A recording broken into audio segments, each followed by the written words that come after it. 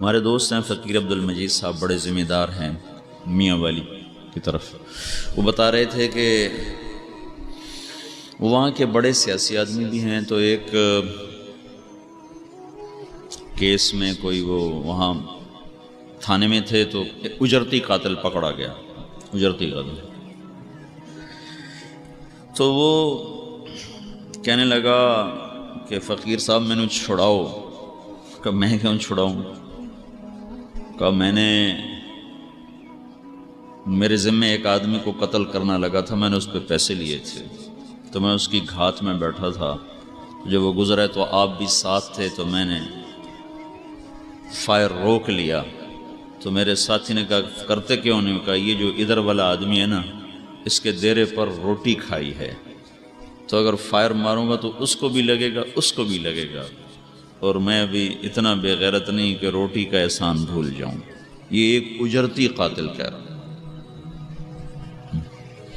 تو یہ انسانی کیا حیوانی فطرت بھی ہے کہ وہ مالک کے آگے سر جھکاتے، اس کو پہچانتے ہیں.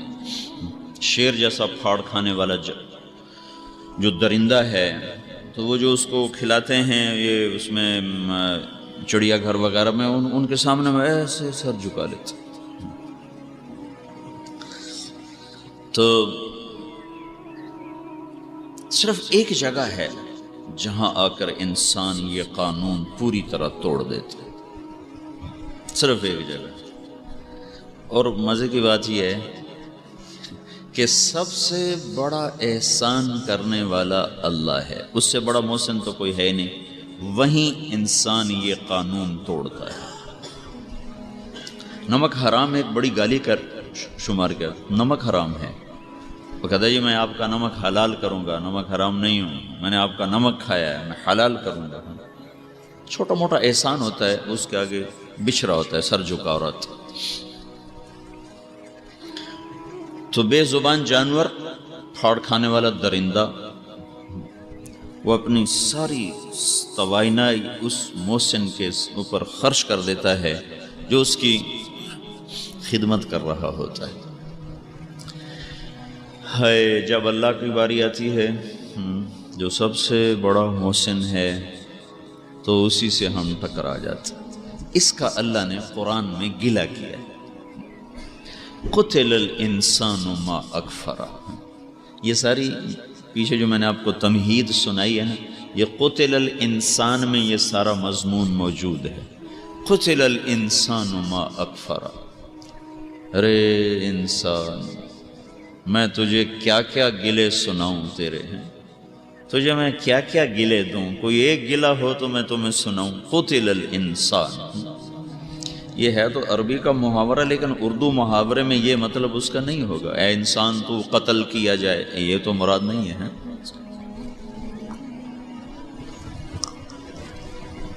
ارے میرے بندے، تو کتنا ہی ناقدرہ نکلا. قتل الانسان ما اکفرہ، کتنا بڑا تو ناشکرہ ہے. ما اکفرہ، کتنا بڑا تو ناشکرہ ہے. قتل الانسان، یہ اللہ تعالیٰ گلہ کر رہا. وہ اتنا شہنشاہ ہو کر، وہ گلہ تو کمزور آدمی بڑوں سے گلہ کرتا ہے، جب کچھ بس نہیں چلتا تو پھر گلے کرتا ہے، جس کا بس چلتا ہے وہ تو بدلے لیتا ہے. تو اللہ جیسا شہنشاہ، کریم اور طاقتور اور مہیمن، تو اس نطفے سے بنے انسان سے اللہ تعالیٰ گلہ کر رہا ہے کہ میرے بندے میں تجھے کیا کیا سناؤں، تیری کتنی شکایتیں ہیں میں تجھے سناؤں. قتل الانسان ما اکفرہ، تیری ناشکریوں کی داستان بڑی طویل ہے. من ای شیء خلقہ، تو یہی بھول گیا کہ میں نے تمہیں کہاں سے بنایا تھا، جو تو یاد ہی کوئی نہ رہا کہ تو کہاں سے چلا تھا. هل اتی علی الانسان حین من الدہر لم یکن شیئا مذکورا. ایک زمانہ تو تیرے اوپر ایسا بھی گزرا ہے کہ تو تھا ہی کچھ نہیں. چلو نطفہ تو کوئی چیز ہے، تو کچھ بھی نہیں، صفر. وہاں سے تیرے رب کا ارادہ چلا تو من ای شیء خلق، تمہیں یاد ہے تم کہاں سے بنے ہو؟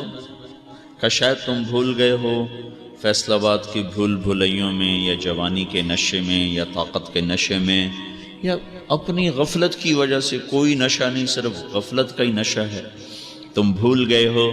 تو واللہ خلقکم من تراب، مٹی، تمہاری اصل مٹی ہے۔ وَلَقَدْ خَلَقْنَا الْإِنسَانَ مِنْ سُلَالَةٍ مِنْ طِينٍ، مٹی کالفخار، کھنکتی ہوئی مٹی۔ تو وہاں سے تیرے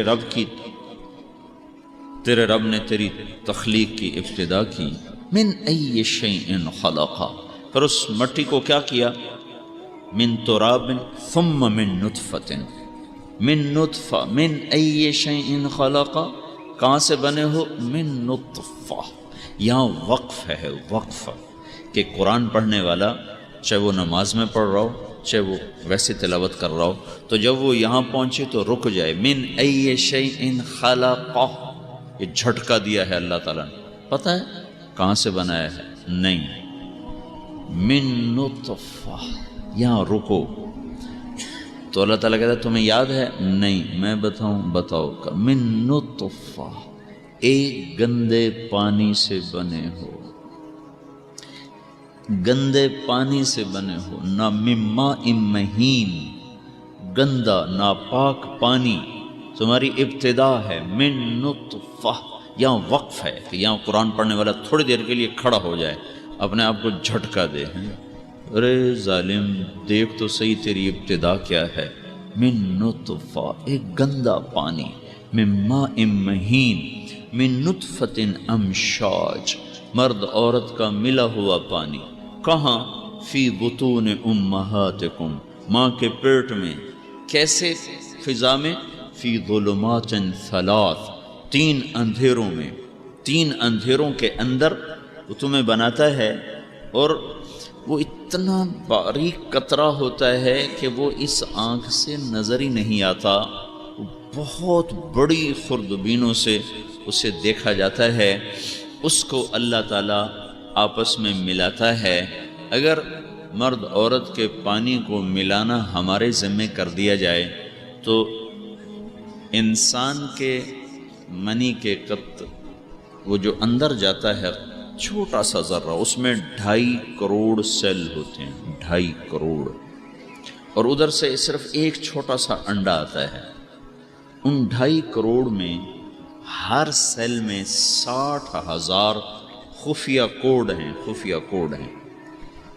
یہ جو انڈا اترا ہے اس میں 60,000 خفیہ کوڈ ہیں۔ ان 2.5 کروڑ میں ایک سیل وہ ہے جس کے کوڈ اس انڈے کے کوڈ کے ساتھ مناسبت رکھتے ہیں۔ وہ جب اسے ڈھونڈ کے ملے گا تو پھر تخلیق کا عمل شروع ہوگا۔ ان 2.5 کروڑ سیل میں ایک صرف ہے، ایک۔ تو 2.5 کروڑ میں ایک لو تو اس میں 60,000 ہیں، تو اس کے 60,000، ایک کو ایک سے ملاؤ، دوسرے کو دوسرے سے ملاؤ، تیسرے کو تیسرے سے ملاؤ، چوتھے کو چوتھے سے ملاؤ جی، 1000 کو 1000 میں سے جی، 10,000 کو 10,000 میں سے، 60,000 کو 60,000 میں سے ملاؤ۔ نہیں ملا اب دوسرا سیل لاؤ، اسے ملاؤ، نہیں ملا اب تیسرا سیل لاؤ۔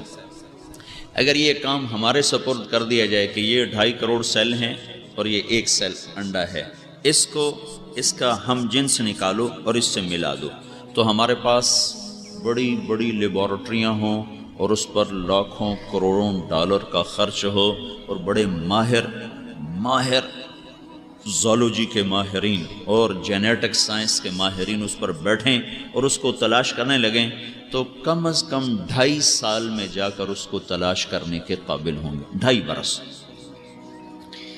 یہ جو 2.5 سال کا عمل ہے جو لیبارٹریز اور روشنیوں میں ہوگا، یہ 3 اندھیروں میں اللہ عرش پر ہوتے ہوئے اس انڈے کو ایسی طاقت دیتا ہے کہ وہ صرف 2 گھنٹے کے اندر اپنا ساتھی تلاش کر لیتا ہے، صرف 2 گھنٹے۔ سب کو چیک کر کے، سب کو چیک کرنے کے بعد جو اس میں اس کا ساتھی ہوتا ہے اس کے ساتھ جا کر وہ جڑتا ہے، اور اس کے ساتھ اگر اوپر سے امر آتا ہے کہ مخلقہ، ہاں اب چلو تمہاری تخلیق کا حکم ہو گیا، تو پھر آگے بننا شروع ہو جاتا ہے۔ اگر اللہ کا حکم آئے نہیں تو وہ ڈھونڈ کر بھی اسے چھوڑ دیتا ہے کہ نہیں اوپر سے حکم نہیں آیا ہے، ملنے کے بعد بھی اس کو چھوڑ دیتا ہے کہ نہیں اوپر والے خالق کا ابھی امر نہیں آیا ہے۔ یہ میرے بھائیوں، میں اور آپ اس مرحلے سے گزرے ہیں اور میرے اللہ نے ہر ایک کو اس سے گزارا ہے، اور وہ وہاں بناتا ہے جہاں نہ کوئی ہوا کا گزر ہے نہ روشنی کا گزر ہے، اور 1 سیکنڈ کے 10 کروڑویں حصے کے برابر بھی اس وقت اللہ تعالیٰ کی توجہ اگر ہٹ جائے تو انسان کی یہ آنکھیں ماتھے سے اتر کر پاؤں پہ چلی جائیں، اور پاؤں کی انگلیاں پاؤں سے اٹھ کر ماتھے پہ جا کے فٹ ہو جائیں، اتنی زبردست تبدیلی اس کے اندر آئے۔ تو ان اندھیروں میں اتنی باریک چیز پر اللہ تصویر بناتا ہے، جب وہ آپس میں جڑ جاتے ہیں تو سب سے پہلے جس چیز کو اللہ بناتا ہے وہ دل ہے، دل سب سے پہلے بنتا ہے۔ اور ہر انسان کا جو دل ہے نا، دل تو سب سے پہلے بنتے، اور بننے کے ساتھ ہی دل دھڑکنا شروع ہو جاتا ہے۔ دل بند نہیں ہوتا ہے، آنکھیں بند، کان بند، زبان بند، ہاتھ بند، پاؤں بند، ہر چیز جب تک روح نہیں پڑتی بالکل ہر چیز ساکت ہے، لیکن دل بغیر روح کے ہی دھڑکنا شروع کر دیتا ہے، پیدا ہوتے ٹھک ٹھک ٹھک شروع ہو جاتا ہے، اور پھر 4 مہینے کے بعد اس کے اندر روح پیدا ہوتی ہے۔ ہر انسان کا دل اس کے اپنی آپ سے 4 مہینے عمر میں بڑا ہوتا ہے، اور پھر اس کے اندر جو اللہ جنریٹر فٹ کرتا ہے اور اس کے اندر جو بجلی کا نظام چلاتا ہے، وہ مرتے دم تک اس میں ایک ذرہ کی اللہ تعالیٰ خرابی نہیں لانے دیتا۔ بیماریاں ہم خود اپنے اوپر مسلط کرتے ہیں، کچھ اللہ کی تقدیر سے آتی ہیں۔ من ای شیء خلق، یاد ہے کیسے بنے تھے؟ من نطفہ، نطفے سے بنے تھے۔ کیسے بنے تھے؟ خلقہ فقدرہ، خلقہ فقدرہ، الذی خلق فسوى والذی قدر فہدى ثم جعلناه نطفة في قرار مكين ثم خلقنا النطفة علقة فخلقنا العلقة مضغة فخلقنا المضغة عظاما فكسونا العظام لحما ثم أنشأناه خلقا آخر فتبارك الله أحسن الخالقين ألم نخلقكم من ماء مهين فجعلناه نطفة في قرار مكين إلى قدر معلوم فقدرنا فنعم القادرون ويل يومئذ للمكذبين۔ یہ ساری آیات اس ایک نقطے پر مجھے کھینچ کے لا رہی، میرا بندہ تو کتنا ناشکر ہے، گھوڑے کو نہیں دیکھتا ہے کیسے تیرا فرما بردار ہے۔ والعادیات ضبحا فالموریات قدحا فالمغیرات صبحا فأثرن به نقعا ووسطن به جمعا ان الانسان لربه لکنود۔ اللہ گھوڑے کی قسمیں اٹھا کر آگے کہتا ہے انسان تو بڑا ناشکرا ہے۔ یہ قسم اور اس مضمون میں کیا مناسبت ہے؟ پہلے کہتا مجھے قسم ہے گھوڑوں کی، کون سے؟ دوڑنے والے جن کی آواز نکلتی ہے نتنوں سے۔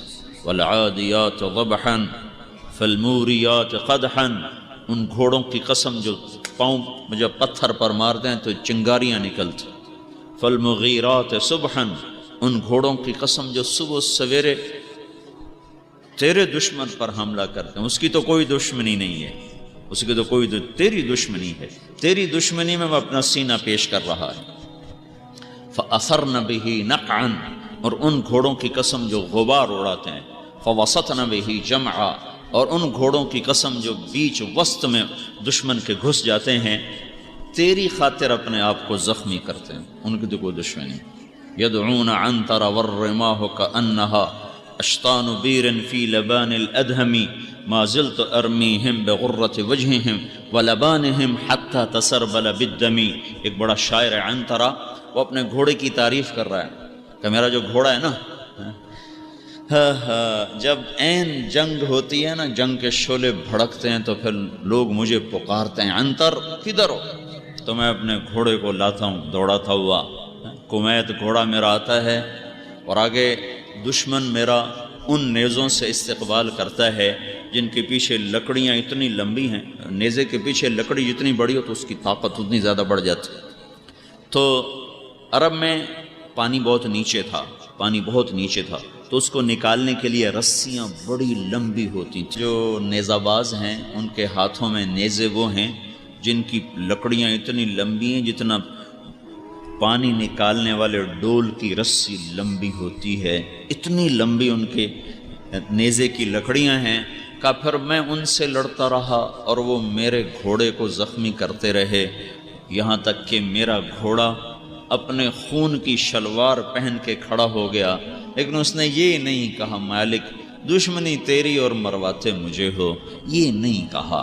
سارا دن لڑتا ہے، سارا دن بھاگتا ہے، صبح کی پاؤں پھٹنے سے پہلے پھر تو اس کو شہ دیتا ہے، ایڑ لگاتا ہے، وہ پھر اچھل کے ہوا میں اڑتا ہے، پھر تیرے دشمن پر جا پڑتا ہے، چنگاریاں اڑاتا ہے، غبار اڑاتا ہے، وسط میں جاتا ہے، بے جگری کے ساتھ تیرا ساتھی بنتا ہے، نہ تو اس کا مالک ہے نہ خالق ہے، صرف تو نے اس کو ایک وقت چارہ ڈالا اور 2 وقت اس کو پانی پلایا۔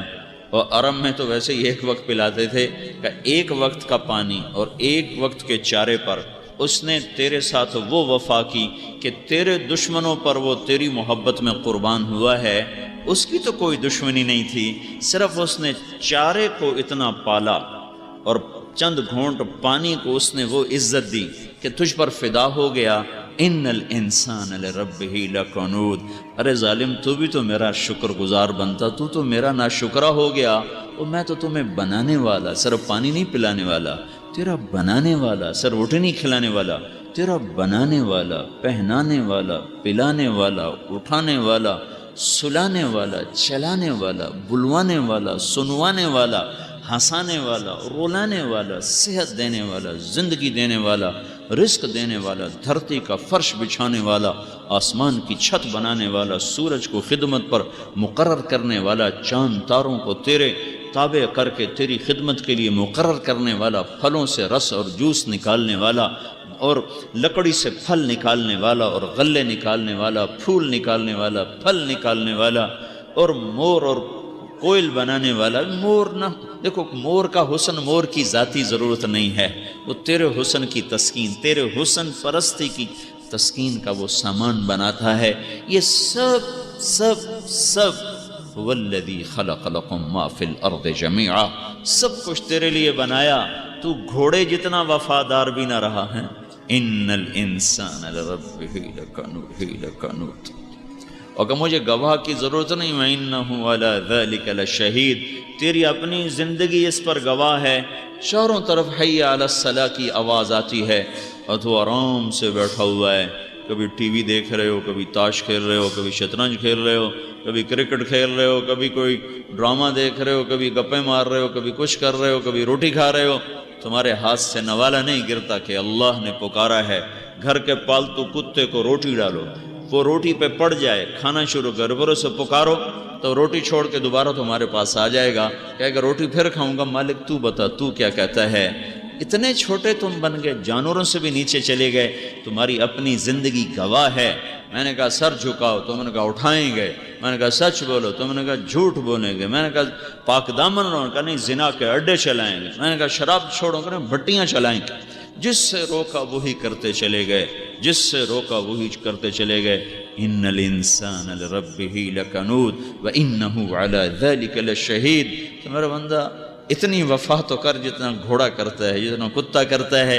من ای شیء خلقہ، من نطفہ خلقہ فقدرہ، بنایا ایویں نہیں بناتا بھی لکیریں پھیر کے چلو بھائی باہر آ جاؤ، قدرہ خلق فسوى والذی قدر فہدا فی ای صورت ما شاء رکبک۔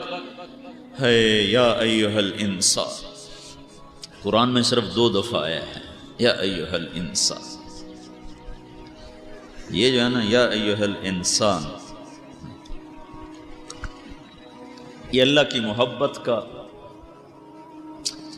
بھرا ہوا جام ہے، ایسا بول ہے جس سے وہ شہد کا چھتا نہیں ہوتا اور اس سے شہد گر رہا ہوتا ہے، ٹپک رہا ہوتا ہے، یہ یا ایہا الانسان، اس میں اتنی مٹھاس ہے جو شہد کے چھتے کی طرح ٹپک رہی ہے۔ یا ایہا الانسان ما غرک بربک الکریم، او میرے بندے تو رب رب کوئی چھوڑ بیٹھا، کس نے تمہیں مجھ سے دور کر دیا، کس نے تمہیں دھوکہ دے دیا میرے بارے میں، تو میرا ہی باغی بن گیا۔ خلقک فسواک فعدلک، بنانے والا بھی میں، خوبصورت بنانے والا بھی میں، یہ شکل دینے والا بھی میں، اعتدال اس میں رکھنے والا بھی میں، اس خوبصورت شکل کے ساتھ ثم السبیل یسرا، پھر دنیا میں بھی میں ہی تمہیں لے کر آیا، پھر تمہارے آنے سے پہلے ماں کی چھاتیوں میں دودھ کا نظام بھی تمہارے لیے اللہ ہی نے چلایا۔ یہ سب جو کرنے والا تھا، ما غرک بربک الکریم، اس اللہ کو تم نے کیوں چھوڑ دیا؟ تمہیں کون دھوکہ دے گیا؟ کیوں اپنے رب کی کہ در سے تم دور چلے گئے؟ تو میرے بھائیو، یہ اللہ کا گلہ ہے اپنے بندوں کے ساتھ کہ میرے بندو، اذکرک وتنسانی، میں تمہیں یاد رکھتا ہوں، تم مجھے بھول جاتے ہو۔ ان ذکرتنی ذکرتک وان نسیتنی ذکرتک، تو مجھے یاد رکھ، میں تمہیں یاد رکھتا ہوں، تو مجھے بھول جا، میں پھر بھی تجھے یاد رکھتا ہوں۔ تو لا الہ الا اللہ میں یہ مطالبہ ہے بھائیو کہ اس وحدہ لا شریک اللہ کا احسان مانو، جس نے ہمیں یہ ساری نعمتوں سے نوازا ہے، اس کے آگے سر نہ اٹھاؤ، جو کہے کر دو۔ تھوڑی سی تنخواہ پر لوگ ساری زندگی مالک کے آگے سر جھکا کے چلتے ہیں، تھوڑی سی سہولتوں پر لوگ اپنا سب کچھ ضمیر تک بیچ کر ان کو نفع پہنچانے کے چکر میں پڑ جاتے ہیں۔ میرا تو سر سے لے کر پاؤں تک میرا اللہ ہی اللہ ہے، اللہ ہی اللہ ہے۔ میرا ایک دفعہ آپریشن ہوا تو انہوں نے کہا آپ نے 6 گھنٹے سیدھے لیٹنا ہے۔ 3 گھنٹے کے بعد میری چیخیں نکلی، میں نے کہا مجھے کروٹ دو، چاہے زخم پھٹتا ہے تو پھٹنے دو، میں کروٹ لیتا ہوں۔ کبھی سوچا ہے کتنی رب کی بڑی نعمت ہے میرے اوپر کہ میں کروٹ لے لیتا ہوں۔ 3 گھنٹے میں نے کہا مجھے کروٹ دو، مجھے زخم سے زیادہ اس کی تکلیف ہو۔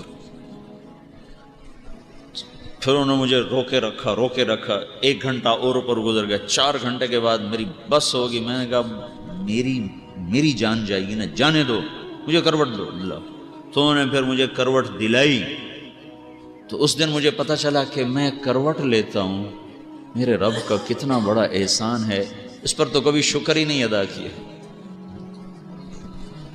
کبھی خیال بھی نہیں آیا کہ یہ بھی میرے رب کی میرے اوپر کتنی بڑی نعمت ہے۔ پھر وہ ہرنیے کا آپریشن تھا تو وہ مثانے پر اس کا پتہ نہیں کیا پریشر تھا، میں پیشاب کرنے گیا، میرا پیشاب نہیں جاری ہو رہا، میں اتنا تڑپا۔ تو اس دن مجھے پتہ چلا کہ میں پیشاب کرنے بیٹھتا ہوں اور اللہ میرے پیشاب کو جاری کر دیتا ہے، یہ میرے اوپر کتنا بڑا اللہ کا احسان۔ ہارون رشید پانی پی رہا تھا تو اس کے ساتھ بیٹھے تھے محمد بن سماک، ایک محدث ہیں، ان سے کہنے لگا مجھے کوئی نصیحت تو کرو۔ وہ کہنے لگے یہ پانی جو تیرے ہاتھ میں ہے،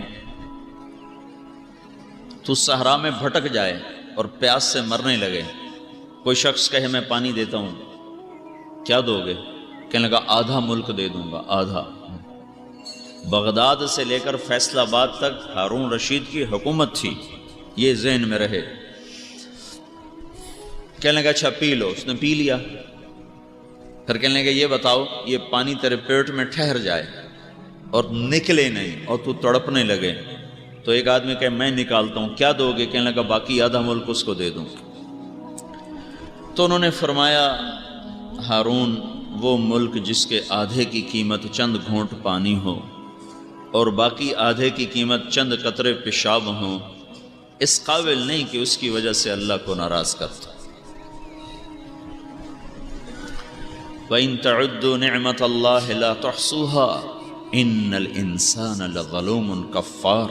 میرے بندو میری نعمتوں کو گنو تو گن نہیں سکتے ہو، پر تم ہو ہی نہ شکر۔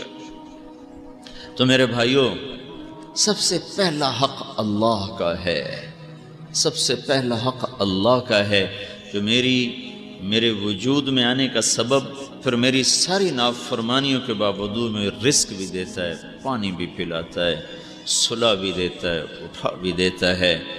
اپنا بیٹا نافرمان ہو جائے لوگ گھر سے نکال دیتے ہیں، آگ کر دیتے ہیں، اخباروں میں اشتہار دے دیتے ہیں ہم نے اپنے بیٹوں کو آگ کر دیا ہے۔ یہ آنکھ جب سے بیدار ہوئی ہے یہ اللہ کی نافرمان ہے۔ یہ کان جب سے سننا شروع ہوئے ہیں یہ اللہ کے نافرمان ہیں۔ سر سے لے کر پاؤں تک سارا وجود رواں رواں گناہوں میں جکڑا ہوا اور گٹر بنا ہوا ہے۔ نہ کبھی اللہ آنکھوں میں تیر مار کے پھوڑتا ہے، نہ کبھی کانوں کے پردے پھاڑتا ہے، نہ کبھی پاؤں کاٹتا ہے، نہ کبھی ہاتھ توڑتا ہے، نہ کبھی عقل کو مسخ کرتا ہے۔ وہ مہلت دیتا چلا جاتا ہے، مہلت دیتا چلا جاتا ہے، مہلت دیتا چلا جاتا ہے۔ یہ اس کا اس سے بھی بڑا احسان ہے کہ میری ساری نافرمانیوں کے باوجود وہ میری توبہ کا انتظار کرتا ہے۔ اور مجھے نشانی سنریہم آیاتنا فی الآفاق وفی انفسہم حتی یتبین لہم انہ الحق، کہ میں تمہیں چاروں طرف سے اپنی نشانیاں دکھاؤں گا، شاید کہیں کوئی نشانی نظر پڑے اور تم لوٹ کے میری طرف آؤ۔ تو بھائیو، یہ کلمے کے بعد سب سے پہلا حق میرے اللہ کا ہے کہ اس کے سامنے سر جھکایا جائے اور اسی کی غلامی میں زندگی کو گزارا جائے۔ جو کہے وہ کر دے، جہاں سے روکے اسے چھوڑ دے۔ اتنا ایمان سیکھنا ہر مسلمان پر فرض ہے کہ اللہ کی پسندیدہ زندگی کو اپنائے، ناپسندیدہ زندگی کو چھوڑے۔ اللہ تعالیٰ کے بعد جو سب سے بڑا احسان ہے ہمارے اوپر وہ اللہ کے رسول صلی اللہ تعالیٰ علیہ وسلم کا ہے۔ اللہ کے بعد زمین میں اگر کوئی محسن اعظم ہے اور کوئی سب سے بڑا نجات دہندہ ہے اور کوئی سب سے بڑا احسان کرنے والا ہے تو وہ حضرت محمد صلی اللہ تعالیٰ علیہ وسلم کی ہستی ہیں، آپ کی ذات ہے۔ ہر نبی اپنی امت پر شفیق رہا، ہر نبی نے اپنی امت پر کوشش کی ہے، لیکن جو اللہ نے آپ کو صفت عطا فرمائی رحمت کی اور درد کی اور غم کی اور رونے کی اور تڑپنے کی اور فقر اور فاقہ، یہ کسی نبی پر ایسا حال نہیں آیا جو حضرت محمد صلی اللہ تبارک و تعالی علیہ وسلم پر آیا ہے۔ اللہ تعالیٰ نے پیش کیا، دے دوں دنیا کے خزانے، چاہتے ہو؟ صفا پہ کھڑے تھے، اسرافیل آئے، ہاتھ میں تھال ہے، ریشم سے ڈھکا ہوا ہے، کہ یا رسول اللہ مجھے اللہ نے آپ کی خدمت میں بھیجا ہے اور حکم دیا ہے کہ میں سورے جہان کے خزانوں کی چابیاں آپ کی خدمت میں پیش کر دوں۔ اب آپ فرمائیں، آپ بادشاہی چاہتے ہیں یا غلامی چاہتے ہیں؟ کون سی رسالت چاہتے ہیں؟ عبدن رسولہ او ملکن رسولہ؟ اب وہ بادشاہی اب وہ نبوت چاہتے ہیں جس میں بادشاہی ٹھاٹ باٹ ہوں، یا وہ نبوت چاہتے ہیں جس میں فقر و فاقہ ہو؟ تو آپ نے فرمایا بل عبدن رسولہ، نہیں مجھے بادشاہی نہیں چاہیے، مجھے غلامی والی نبوت چاہیے۔ ہاں، اشبع یومن و اجوع یومن، ایک دن روٹی کھاؤں گا، ایک دن بھوکا رہوں گا۔ پھر تو ایک دن بھی نہ رہا۔ گھر میں تشریف لائے، حضرت عائشہ سے پوچھا کچھ ہے؟ کہ کچھ نہیں کہا ہے، آج تو چوتھا دن ہے، کچھ نہیں کھانے کو ملا ہے، تو آج تو اللہ سے بات کرتا ہوں۔ تو آپ مسجد میں تشریف لے گئے اور ستون کے پیچھے کھڑے ہو کے نماز شروع کر دی، پھر سلام پھیرا، پھر دوسرے ستون کے پیچھے کھڑے ہو کے نفل پڑھنے شروع کر۔ پیچھے آئے حضرت عثمان رضی اللہ تعالیٰ عنہ، انہیں حضرت عائشہ سے پوچھا کہ اللہ کے رسول کہاں ہیں؟ تو انہوں نے فرمایا کہ 3 دن گزر چکے تھے، آل رسول کے گھر میں کچھ نہیں تھا کھانے کو، تو آج اپنے اللہ سے بات کرنے گئے ہیں۔ تو حضرت عثمان رضی اللہ تعالیٰ عنہ وہیں کھڑے ہو کر پھوٹ پھوٹ کے رونے لگے اور ارشاد فرمایا مجھے کیوں نہ حکم دیا؟ عبد الرحمن بن عوف کو کیوں نہ کہا؟ ثابت بن قیس بن شماس کو کیوں نہ کہا؟ یہ مالدار لوگ تھے، کہ ہمیں حکم کیوں نہ دیا؟ ہمارا رزق کس لیے؟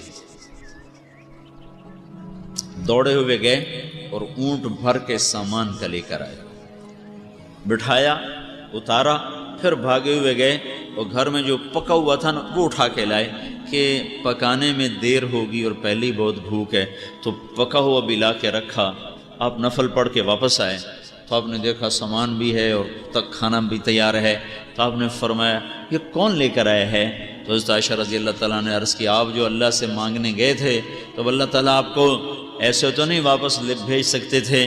آپ کے جانے کے بعد عثمان آئے تھے، انہوں نے پوچھا تھا، میں نے سارا بتا دیا، تو یہ سب کچھ وہ پہنچا کر گئے ہیں۔ تو آپ نے ایسے آسمان کی طرف دیکھ کر کہا اللہ میں عثمان سے راضی ہوں، تو بھی اس سے راضی ہو جا۔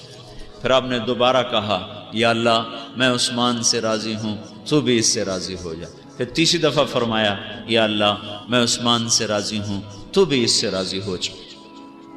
جن کے لیے اللہ تعالیٰ خود پیشکش کر رہا ہو، ہم کہیں مجھے نہیں چاہیے، مجھے نہیں چاہیے۔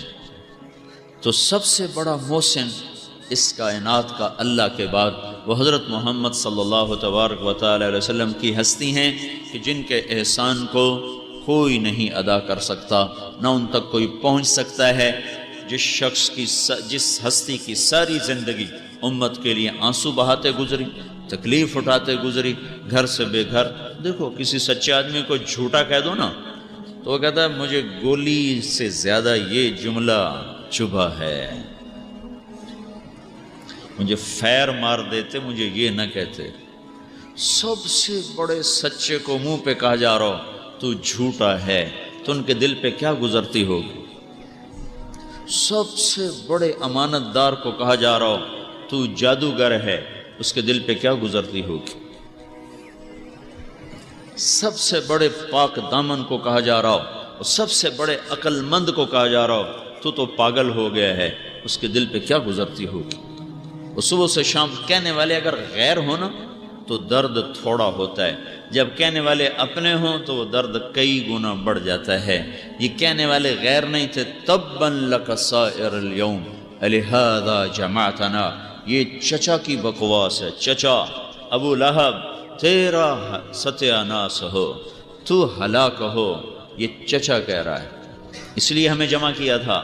اب مینا میں لوگوں کو کہہ رہے تھے کلمہ پڑھو، ایمان لے آؤ، کامیاب ہو جاؤ، پیچھے ابو لہب یہ جھوٹا ہے، اس کی نہ سنو، انہ ساحر کذاب۔ جب کہنے والے اپنے ہوں تو سوئی خنجر بن جاتی ہے، جب سنانے والے اپنے ہوں تو گولی ایٹم بم بن جاتی ہے۔ تو یہاں چچا پیچھے پیچھے کہہ رہا ہے جھوٹا ہے، کذاب ہے، جادوگر ہے، اس کی نہ سننا، اس کی نہ سننا۔ اور پھر آپ سنی انسنی کر کے پھر لوگوں کو کہہ رہے ہیں اللہ کی مان لو، قولوا لا الہ الا اللہ تفلحوا، کامیاب ہو جاؤ گے، مان لو اللہ کی مان لو۔ اور پیچھے قریش بھی اور پیچھے خاندان بھی، سب کے سب کے پیچھے طاقت لگی ہوئی ہے کہ اس کی نہیں چلنے دینی، اس کی نہیں چلنے دینی۔ میرے بھائیو، حضرت محمد صلی اللہ تعالی علیہ وسلم کے سامنے بھی ہم سر نہیں اٹھا سکتے کہ ان کے احسان کے بوجھ تلے ساری انسانیت اس طرح دبی ہوئی ہے کہ جیسے اللہ کا حق ادا نہیں کیا جا سکتا، ایسے ہی حضرت محمد صلی اللہ تعالی وسلم کی ہستی کا وہ حق ادا نہیں کیا جا سکتا۔ اب بنو حنیفہ کے پاس گئے، ان کو آپ نے دعوت دی تو انہیں اتنے پتھر مارے کہ آپ کو وہاں سے بھاگنا پڑا۔ تو آپ مینا میں بھاگ رہے تھے اور بنو حنیفہ پیچھے پتھر مار رہے تھے۔ اتنی اونچی ہستی بنو عامر ابن صعصع کے پاس گئے، کہنے لگے میں اللہ کا نبی ہوں، میری قوم میری مخالفت کر رہی ہے، تم مجھے اپنے پاس لے جاؤ، میں اللہ کا پیغام سناؤں اطمینان کے ساتھ، تم میری حفاظت کرو۔ وہ کہنے لگے تم بیٹھو، ہمارا سردار آ رہا ہے، وہ آئے گا تو پھر ہم بات کر لیتے ہیں۔ تھوڑی دیر کے بعد وہ سردار آ گیا، بحیرہ، کہنے لگا یہ کون ہے؟ تو لوگوں نے کہا یہ وہ قریشی ہے جو کہتا میں اللہ کا رسول ہوں۔ تو آپ کے سامنے کہنے لگا اس سارے مینا کی وادی میں کوئی سب سے بدترین کوئی شخص ہے تو وہ یہ ہے۔ اتنی بڑی ہستی کو سامنے کہنا ہے۔ پھر کہنے لگا اٹھ چلا جا اپنی قوم کے پاس، میرے لوگوں نے تمہیں نہ بٹھایا ہوتا تو میں تم سے تلوار سے بات کرتا، زبان سے بات نہ کرتا، میں تیرا سر تیرے قدموں میں ڈال دیتا۔ اتنی دھمکیاں سن کر اور اختیار اتنا ہو کہ اگر آپ ایسے اشارہ کر دیتے، اشارے کی بھی ضرورت نہیں تھی، صرف آپ کے دل میں آ جاتا یا اللہ اس کو ختم کر دے، تو وہ بدبخت وہیں تہہ خاک چلا جاتا، وہیں بندر اور خنزیر بن جاتا، وہیں اس پہ بجلیاں اور برس جاتی۔ اتنے اختیار کے باوجود آپ چپ کر کے اٹھے، اونٹنی پہ سوار ہوئے۔ جب آپ کی اونٹنی اٹھ رہی تھی تو اس نے پیچھے سے نیزہ مارا اونٹنی کو، اس پر آپ تو بے دھیانی میں بیٹھے تھے، اونٹنی اچھلی ہے اور آپ اونٹنی سے نیچے زمین پر گرے ہیں۔ یہ سب کچھ برداشت کر کے پھر یہ نہیں کہا یا اللہ ان کو ہلاک کر دے اور ان کو برباد کر دے۔ نوح علیہ السلام نے تو کہہ دیا تھا رب لا تذر علی الارض من الکافرین دیارا، یا اللہ ایک بھی زندہ نہ چھوڑ. اور ہمارے نبی نے 3 میل پتھر کھائے، ایسے کھائے کہ زمین آسمان کانپ اٹھے. آسمان کے فرشتے 2 دفعہ روئے ہیں، 7 آسمان کے فرشتے 2 دفعہ روئے ہیں. ایک دفعہ 3000-4000 سال پہلے جب ایک بوڑھا باپ معصوم بچے کو لے کر کھڑا ہوا ہے مینا کے پہاڑ کے پیچھے اور ان سے کہہ رہا ہے یا ہائے ہائے انی ارا فی المنام انی اذبحک فانظر ماذا ترى. حضرت ابراہیم علیہ السلام نے کوئی 60 برس دعا کی یا اللہ بچہ دے. یہ میرا اندازہ ہے 20-22 سال کی عمر میں شادی ہوئی ہو تو 84 سال کی عمر میں بیٹا ہوا ہے، 84 سال کی عمر میں 86 سال 84 سال تو 60-65 سال دعا مانگی یا اللہ اولاد دے اولاد دے. اور جب ہو گئی تو پہلی بڑی کڑی آزمائش یہ آئی کہ اس بچے کو چھوڑ دو، یہاں سے نکال دو اس کو. کہاں نکالوں کہ جب میں کہوں. مکے چھڑوایا، پھر جب وہ دل میں بس گیا اور آنکھوں میں سما گیا اور اسی کا تصور اور دھیان ہے اسماعیل کیا کر رہا ہوگا، اسماعیل سو رہا ہوگا، اسماعیل دوڑ رہا ہوگا، اسماعیل بھاگ رہا ہوگا، اسماعیل کھیل رہا ہوگا، اسماعیل ماں کے پاس بیٹھا ہوگا. انہی خیالات میں ہیں سارا دن. 86 سال کی عمر میں اولاد ہو تو خود ہی سوچو، بڑھاپے کی اولاد تو جگر کھا جاتی. تو اللہ نے کہا جاؤ جا کے چھری پھیر دو. تو اب یہ مکالمہ باپ بیٹے میں ہو رہا ہے. حضرت اسماعیل کی عمر ہوگی 6 سال سے 10 سال کے درمیان. تو کہتے ہیں بیٹا میں دیکھ رہا ہوں اللہ کی طرف سے اشارہ میں اللہ تجھے ذبح کرنے کا، تیری کیا رائے ہے؟ تو اسماعیل علیہ السلام نے کہا یا ابت افعل، بابا جلدی کرو دیر نہ کرو. بیچ میں کوئی لفظ نہیں آیا یا ابت افعل، نہ فا نہ واو نہ ثم. جلدی کرو فوراً کرو. ستجدنی انشاء اللہ من الصابرین. تو میرا صبر آزما، میرا جگر آزما، تو دیکھے گا میرے صبر اور میری رضا برقضا. تو دیکھے گا کہ میں اللہ کی اس پکار پر پورا اتروں. کرو جلدی کرو. ابن قدامہ نے ایک روایت نقل کی. ابراہیم علیہ السلام کہنے لگے تجھے پتہ بھی ہے میں کیا کہہ رہا ہوں؟ تو بڑا خوش ہو رہا ہے. کہنے لگے ہاں پتہ ہے آپ جو کہہ رہے ہیں، پتہ ہے مجھے پتہ ہے میرے ساتھ کیا ہونے والا ہے. میں اس پہ خوش ہو رہا ہوں کہ آپ کو چھوڑوں گا تو اللہ مل جائے گا، اللہ آپ سے بہتر ہے. اور دنیا کو چھوڑوں گا تو جنت مل جائے گی، جنت دنیا سے بہتر ہے. البتہ مجھے میری ماں کا غم ضرور ہے، اسے بڑا دکھ ہوگا. تو اپنا کرتا اتار دیا. وہ کہنے لگے یہ کرتا میری ماں کو دے دینا، جب اسے میری یاد آئے گی میرا کرتا دیکھ لیا کرے گی. اور مجھے اپنے کرتے میں کفن دے کے یہیں دفن کرنا، ادھر نہ لے جانا، یہیں دفن کر دینا. پھر کہنے لگے میرے ہاتھ پاؤں باندھ دو، ہاتھ پاؤں باندھ، کہیں آپ کو کوئی میرے ہاتھ پاؤں کی حرکت سے کوئی تکلیف نہ ہو. اور مجھے ایسے ماتھے کے بل زمین پہ رکھو. وَتَلَّهُ لِلْجَبِينِ، میرا ماتھا زمین پہ رکھو، کہیں آنکھوں سے آنکھیں نہ ٹکرا جائیں، اور کہیں ہاتھ نہ کانپ جائے، کہیں باپ کی شفقت نہ غالب آ جائے. تو وہ بوڑھا باپ جو 93-94 سال کی عمر کا ہو چکا ہو تو وہ تو آدمی مرغی نہیں ذبح کر سکتا، پتر کومڑا پہ گیا ہے. مرغی نہیں پتر کومڑا پہ گیا ہے. اس کے وہ ہاتھ باندھے، اس کے دل پہ کیا گزرے ہوگی ابراہیم پہ. کو لٹایا ہے اور اپنا گھٹنا ان کی کمر پہ رکھا، ان کے سر کے بال پکڑ کر گردن کو اوپر کیا ہے. پھر ایسے آسمان کو دیکھا ہے کہ اے میرا رب، اگر تو مجھ پہ ناراض ہو گیا تھا کہ اسماعیل کی محبت نے میرے دل میں جگہ پکڑ لی تھی تو آج اپنی ناراضگی دور کر دے. اور اگر میرا کوئی امتحان لینا چاہتا تھا تو مجھے میرے امتحان میں سرخرو کر دے. یہ کلمات سن کر 7 آسمان کے فرشتوں کی ہائے ہائے ہوئے. سارے فرشتے رو پڑے تھے اور چھری چلا تھی. تو اوپر سے اللہ کا امر آیا کہ نہیں، اب چھری کی کیا طاقت کہ وہ چل۔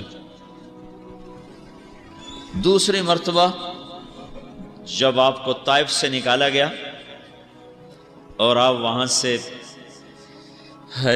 طائف کے بدماشوں نے آپ کا پیچھا کیا اور پتھر مارنے شروع کیے ہیں اور آپ بھاگ رہے ہیں، 3 میل تک بھاگے ہیں، 3 میل تک۔ یہاں بھی صرف ایک اشارہ ہی کافی تھا ان کی ہلاکت کے لیے، 3 میل تک بھاگے اور پتھر کھائے اور بے ہوش ہو گئے۔ جب آپ گرے ہیں اور خون و خون ہوئے ہیں تو وہ دھرتی بھی روئی، طائف کے پہاڑ بھی روئے اور آسمانوں کے فرشتے بھی روئے، اپنے آنسوؤں پر قابو نہ رکھ سکے۔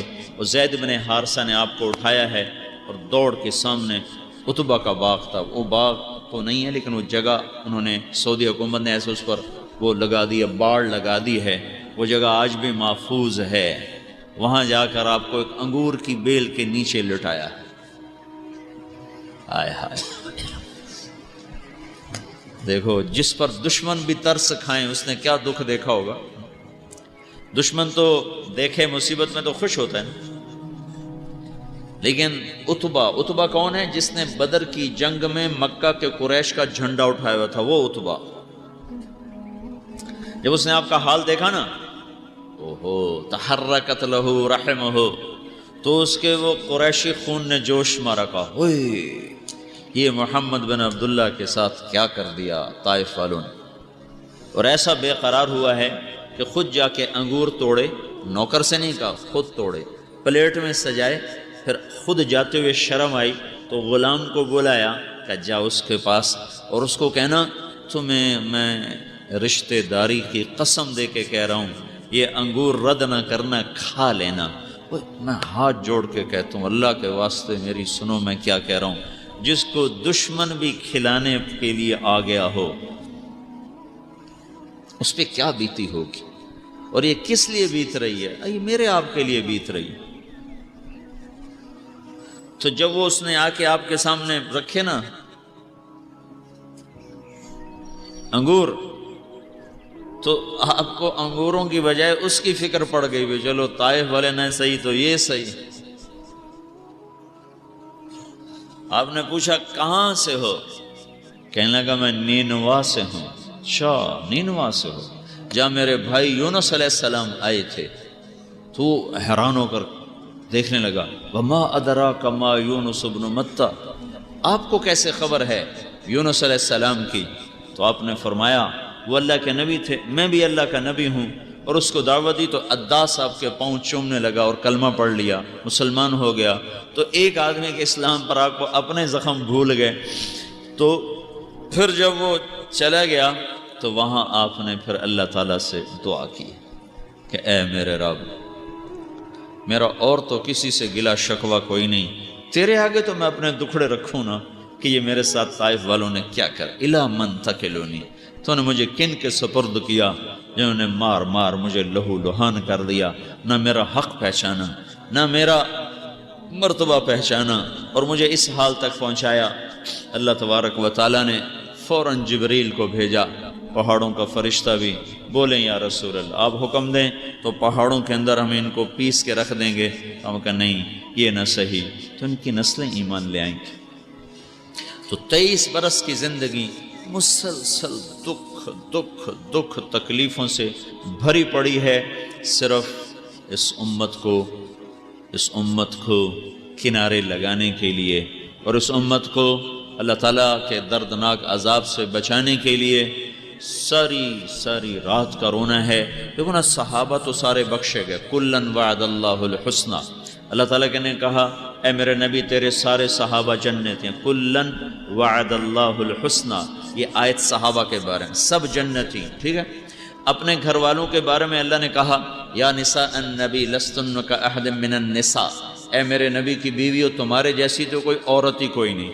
تو ازواج کا کام، بیویوں کا کام بھی ہو گیا۔ 3 بیٹیاں اپنے سامنے روانہ کی تو ان کی جنت دیکھ لی، اور 3 بیٹے اپنے سامنے روانہ کو تو ویسے ہی معصوم تھے۔ اور پھر حضرت فاطمہ نے پیچھے آنا تھا، بعد میں آنا تھا، تو ان کے بارے میں آپ نے ارشاد فرمایا فاطمہ جنت کی عورتوں کی سردار ہے۔ حسن حسین نے بعد میں آنا تھا، تو ان کے بارے میں آپ نے فرمایا حسن اور حسین جنت کے نوجوانوں کے سردار ہیں۔ علی نے بعد میں آنا تھا تو ان کے بارے میں فرمایا کہ علی جنت میں تیرا گھر میرے گھر کے سامنے ہے۔ صحابہ بھی بخشے گئے۔ پھر ان میں سے بعضوں کو آپ نے نام لے کر فرمایا ابو بکر جنتی ہے، عمر جنتی ہے، عثمان جنتی ہے، علی جنتی ہے، طلحہ جنتی ہے، زبیر جنتی ہے، سعد جنتی ہے، عبد الرحمن جنتی ہے، ابو عبیدہ جنتی ہے، سعید بن زید جنتی ہے۔ اس طرح نام لے لے کر آپ نے فرمایا۔ تو اب یہ جو آنسو بہ رہے ہیں یہ کس لیے ہیں؟ صحابہ کا کام بھی ہو گیا، خاندان کا کام بھی ہو گیا، اہل بیت کا کام بھی ہو گیا، گھر والوں کا مسئلہ بھی حل ہو گیا۔ اب جو آپ رو رہے ہیں یہ رونا جو تسلسل کے ساتھ ہے یہ میرے اور آپ کے لیے ہے، آنے والی امت کے لیے ہے۔ آپ نے فرمایا میرا جی چاہتا ہے میں اپنے بھائیوں کی زیارت کروں۔ تو صحابہ نے کہا ہم بھی تو آپ کے بھائی ہیں۔ کہ نہیں، تم میرے صحابی ہو، میرے بھائی وہ ہیں جو مجھے دیکھیں گے نہیں اور بن دیکھے مجھ پر ایمان لائیں گے، کہ وہ میرے بھائی ہیں۔ ایک شخص نے کہا یا رسول اللہ مبارک ہو اس کو جس نے آپ کو دیکھا آپ پر ایمان لایا۔ تو حضرت محمد صلی اللہ تبارک و تعالی علیہ وسلم اللہ کے بعد محسن عظیم ہے، دنیا میں بھی رعایت مانگی۔ ایک آیت آئی من جاء بالحسنۃ فلہ عشر امثالھا، جو ایک نیکی کرے گا میں 10 گنا دوں گا، 10 گنا۔ تو ہمارے نبی نے اللہ سے عرض کی یا اللہ یہ تو ساری امتوں کے ساتھ تیرا قانون ہے، میری امت کے لیے کچھ زیادہ کر، نفع بڑھا۔ تو اللہ نے دوسری آیت اتاری من ذا الذی یقرض اللہ قرضا حسنا فیضاعف له اضعافا کثیرا، مجھے قرضہ کون دیتا ہے میں اس کو کئی گنا کر کے واپس کروں گا۔ ہمارے نبی نے پھر عرض کی یا اللہ کچھ تھوڑا اور بڑھا دے۔ تو اللہ نے تیسری آیت اتاری مثل الذین ينفقون اموالهم فی سبیل اللہ کمثل حبۃ انبتت 7 سنابل فی کل سنبلۃ 100 حبۃ واللہ یضاعف لمن یشاء واللہ واسع علیم، جو ایک میری راہ میں ایک نیکی کرے گا میں 700 گنا کر دوں گا۔ ایک 10 گنا، ایک کئی گنا، ایک 700، ایک پہ 700، کچھ تھوڑا ہے اتنا زیادہ، ایک پہ 700۔ تو قربان جائیں ہمارے نبی نے پھر کہا نہیں یا اللہ تھوڑا سا اور زیادہ کر دے، رب زد امتی، یا اللہ کچھ اور زیادہ کر دے۔ تو اللہ تعالیٰ نے فرمایا اچھا چلو پھر ہم ضرب تقسیم چھوڑ دیتے ہیں، انما یوفی الصابرون اجرہم بغیر حساب۔ پھر یہ آیت اتری، اللہ تعالیٰ نے فرمایا اچھا جو تیری امت میں صبر سے چلیں گے نا ان کو میں بے حساب دے دوں گا، ان کے ساتھ 700 گنا، 7 لاکھ، 7 کروڑ، یہ ایویں ہی ہے، بے حساب، ان کو بے حساب دوں گا۔ انما یوفی الصابرون اجرہم بغیر حساب، میں تیری امت کے صبر والوں کو بے حساب دوں گا۔ اپنی امت کے لیے اس طرح راستے تلاش کیے، اس طرح راستے تلاش کیے، اللہ کے سامنے گڑ گڑا رہے ہیں یا اللہ ان پر کوئی ایسا ظالم نہ آئے جو انہیں مٹا دے، یا اللہ ان پر کوئی ایسا قحط نہ آئے جو انہیں مٹا دے، یا اللہ ان پر کوئی ایسی آسمانی بلا نہ آئے جو انہیں مٹا دے۔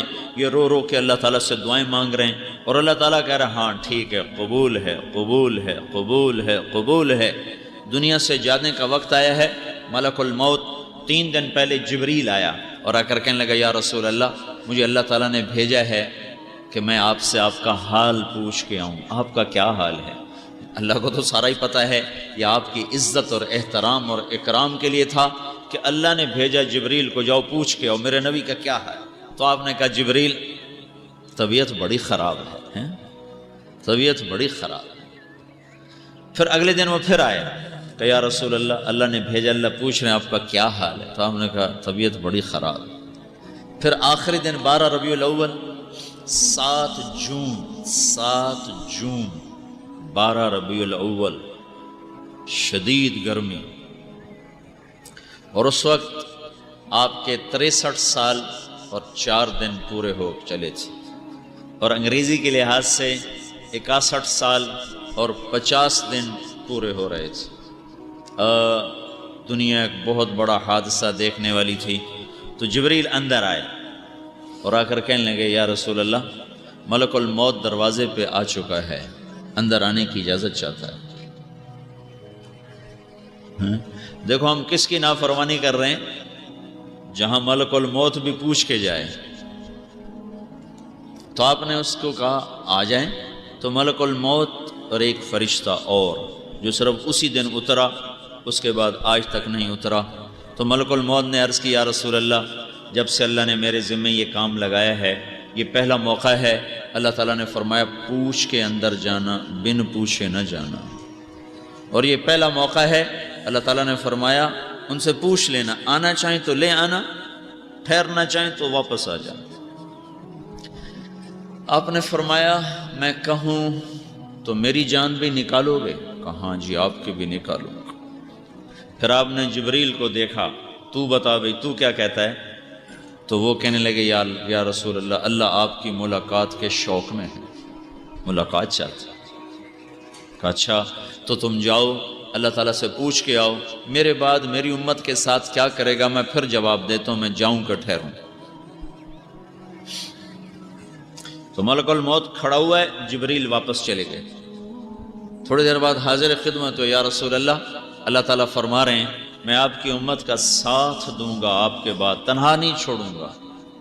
یہ سوال اگر میرے آپ کے نبی وہاں نہ اٹھاتے اور اللہ سے یہ بات نہ کرتے تو اس وقت جو کچھ ہو رہا ہے دھرتی پر ہم بھی وہی بندر خنزیر بنتے جو ہم سے پہلے امتیں بن گئیں، اور ہم پر بھی وہی پتھر برستے جو پہلی امتوں پر برسے، اور ہم پر بھی اسی طرح پانی چھوڑ دی جاتے جیسے نوح علیہ السلام کی قوم پہ چھوڑ دی گئے۔ دعا دو اس کملی والے کو جو دنیا سے جاتے ہوئے بھی ہمارا ہی درد، ہمارا ہی غم، ہمارا ہی رونا روتے روتے روتے اللہ کو منا گیا کہ یہ کام نہیں کرنا میری امت کے ساتھ۔ چھوٹے موٹے عذاب تو آئیں گے نافرمانی کی سزا میں، لیکن ایسا نہیں ہوگا۔ مچھلی کھائی تھی نا، مچھلی حرام چیز تو نہیں، دریا سے پکڑی ہے، کوئی چوری کا مال نہیں، دریا سے پکڑا ہے۔ اللہ تعالیٰ نے فرمایا ہفتے کے دن نہیں کھانی، نہ پکڑنی ہے۔ انہوں نے اللہ سے ہیرا پھیری کی، ہفتے کو اس کو ایک تالاب میں بند کر دیتے، اتوار کو پکڑ کے کھا لیتے۔ تو چند دن کے بعد اللہ تعالیٰ نے فرمایا کونوا قردۃ خاسئین، ذلیل خوار بندر بن جاؤ۔ سارا شہر بندر بن گیا، کیا چھوٹے کیا بڑے، اور 3 دن میں سسک کے مر گیا۔ ماں باپ کو دکھ دینا مچھلی کھانے سے بڑا جرم ہے۔ اگر وہ کملی والے کی دعا نہ ہوتی تو ماں باپ کے نافرمان خنزیر بنتے، وہ بندر بنے تھے یہ خنزیر بنتے۔ زنا کرنا ہی خود بذات خود بڑی بلا ہے، زنا کے اڈے چلانا، شراب پینا خود بڑی بلا ہے، شراب کے اڈے چلانا، جوا کھیلنا بڑی بلا ہے، جوئے کے اڈے چلانا، یہ وہ جرم ہیں۔ اگر اللہ کے نبی کی دعا نہ ہوتی تو ہم بندر خنزیر بن گئے تھے۔ تو اس کو دعا دو جو جاتے جاتے یہ کام کروا گیا۔ اللہ کے نبی سے پوچھا گیا یا رسول اللہ قیامت کب آئے گی؟ تو آپ نے کہا اللہ کو پتہ کب آئے گی، کہ کوئی نشانی تو بتا دیں۔ تو آپ نے کہا جب ماؤں کو اولاد ذلیل کرنے لگ جائے تو سمجھنا قیامت آنے والی ہے۔ اب فیصل آباد، گرین ٹاؤن، نور پور کے ہر گھر میں مائیں ذلیل ہیں، باپ ڈرتا ہے جوان اولاد سے، ماں دبگتی ہے جوان اولاد سے کہیں بےزتی نہ کر دیں، کہ جب ایسا ہوگا تو پھر اللہ کے طرف سے قیامت ان کے سروں پہ آ جائے گی۔ تو یہ تو بندر بنانے والا عمل نہیں، یہ تو قیامت کو لانے والا عمل ہے، جو دنیا پر سب سے بڑا عذاب ہے۔ اس کائنات کا سب سے بڑا عذاب قیامت ہے۔ ماں باپ کی نافرمانی قیامت کو کھینچ کے لے آتی۔ جہاد سے بڑا عمل کون سا ہے اسلام میں؟ شہید سے بڑا رتبہ کیا ہے اسلام میں؟ ابو ہریرہ رضی اللہ تعالیٰ عنہ مسجد میں جہاد کی ترغیب سنی، گھر میں آئے ہتھیار سجائے۔ ماں نے کہا کہاں جا رہے ہو؟ کہا جہاد میں۔ کہا میں تو اکیلی ہوں، مجھے چھوڑ کے کہاں جا رہے ہو؟ کہ مجھے نہیں پتا، میں نے جانا ہے، میں نے مسجد میں ترغیب سنی۔ انہوں نے بڑی منت کی، وہ نہیں مانے۔ کہا میں تجھے دودھ کا واسطہ دیتی ہوں جو میں نے تجھے پلایا تھا، مجھے اکیلی چھوڑ کے نہ جا۔ کہا نہیں میں نے تو جانا ہے۔ انہوں نے اللہ کے نبی کو پیغام بھیجا کہ میں نے اسے اپنے دودھ کا واسطہ دیا، یہ پھر بھی نہیں مانا۔ تو ابو ہریرہ ہتھیار سجائے مسجد میں آئے تو آپ نے دیکھ کر منہ ادھر پھیر لیا۔ وہ پریشان ہو گئے کہ یہ اللہ کے رسول کو کیا ہو گیا، کہ یا رسول اللہ کیا ہوا؟ اٹھ جاؤ، ماں کے دودھ کا واسطہ سننے کے بعد بھی تیرا دل نہ پسیجا، اٹھ جاؤ، مجھے تیرے جہاد کی کوئی ضرورت نہیں ہے۔ یہ ماں باپ ہیں۔ آپ نے حضرت عمر سے فرمایا، عمر تیرے دور میں ایک شخص آئے گا، اس کا نام ہوگا اویس، اور وہ قبیلہ مراد کی ایک شاخ ہے، قرن، وہ اس میں سے ہوگا، اور وہ اس کو پھل بیری کی بیماری ہوئی ہوگی، پھر صرف ایک چھوٹا سا نشان باقی ہے، باقی وہ ٹھیک ہو چکا ہے۔ وہ تیرے دور میں آئے گا، جب وہ آئے نا تو اس سے اپنے لیے دعا کروانا۔ عمر کو کہہ رہے ہیں، جن کے بارے میں اب میرے بعد کوئی نبی ہوتا تو عمر ہوتا۔ تو حضرت عمر پریشان حیران ہو گئے، اس کو یہ رتبہ کیسے ملا؟ تو آپ نے فرمایا اس نے ماں کی ایسی خدمت کی ہے کہ جب بھی وہ اللہ کے سامنے ہاتھ اٹھاتا ہے، اللہ اس کے ہاتھ کبھی خالی نہیں لوٹاتا۔